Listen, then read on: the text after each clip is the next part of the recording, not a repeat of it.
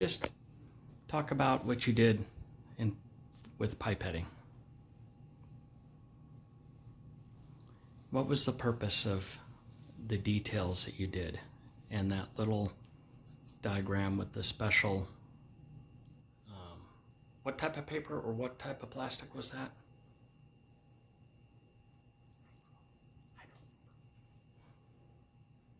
Was it hydrophobic? So the droplets stayed up on it? Laminated. Okay. It measures the absorbance, well, it measures the DNA sample's absorbance of light at various wavelengths, which can be used to measure the concentration of the DNA and its purity. Okay, before we do gel electrophoresis, we perform a PCR using primers for an insect gene and for Wolbachia. Okay. What are the bars on there? The light in the purple. Can you start anywhere with it?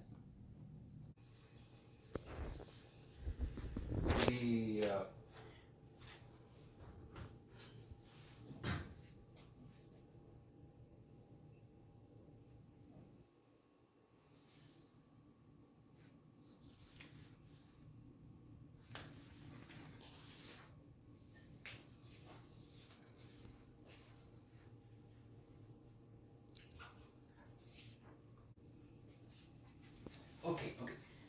The term is not bars. Okay. Then straighten me out. I was getting hung up on trying to find a more correct term. Okay. Thank you very much. My science ignorance there. All right. So, is the measurement in BP from the lab you wrote up? Is it BP? Basis points? Or, no. Base pairs. Base pairs. Okay, thank you. So, there was a difference there from what you were expecting, correct?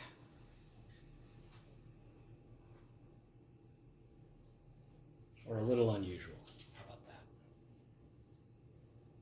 Okay.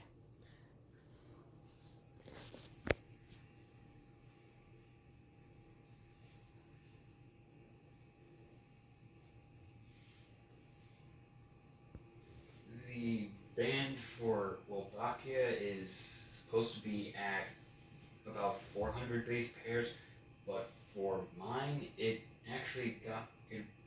came up around 100 base pairs. Great. And what's the column name that yours has? Is it, you've got some different columns there? So the Wolbachia column, is that what you were talking? Can you point to that? Okay. Tetrahymena. Thank you. Okay, so I got a tetrahymena mutant called SJ190. It has, the mutant has issues with forming food vacuoles if it's been grown at about 39 degrees Celsius. Phagocytosis is basically how it's how single-celled organisms eat. Okay. So did you feed it different things? There were two things in the experiment. I read your lab. What did you feed them? So we fed them carmine and India ink. Okay. And did you how was the experiment designed? Can you describe how the experiment was designed from maybe a time span, a tool you used, how you observed them? Go ahead. So we would feed both the mutant and the wild type tetrahymena, and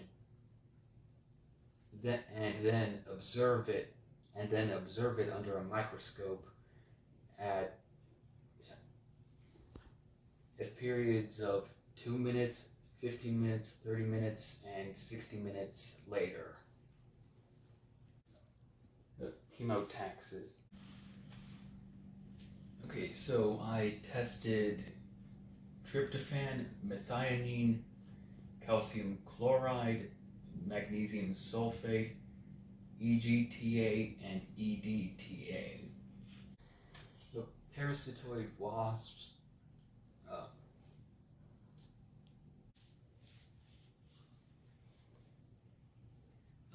parasitoid wasps have a narrow range of hosts that they target. You like science, don't you?